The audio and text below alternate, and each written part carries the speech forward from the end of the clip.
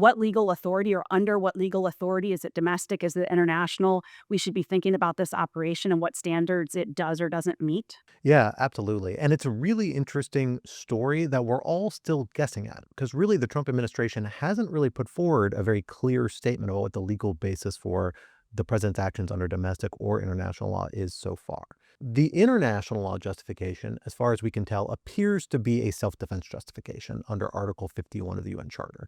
We know the Trump administration has made an Article 51 argument in regards to the maritime strikes it's been pursuing, where essentially it said narcotics trafficking by Tren de Aragua is the equivalent of an armed attack on the United States. That's a highly, highly controversial proposition. I would argue a really destabilizing one for the international system, as it opens the door to all sorts of things being the basis for a potential military response.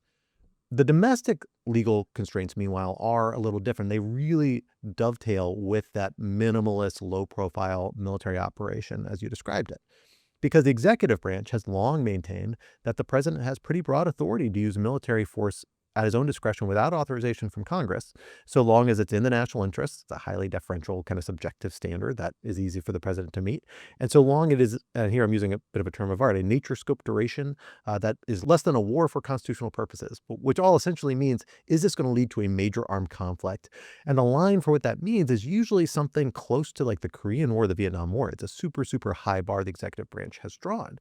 And this sort of minimalist operation really does fall below that bar if you accept it. So just as is often the case, the president thinks he doesn't need to go to Congress for this. And the truth is, the executive branches claim the president only really needs to go to Congress for really big, extended armed conflicts.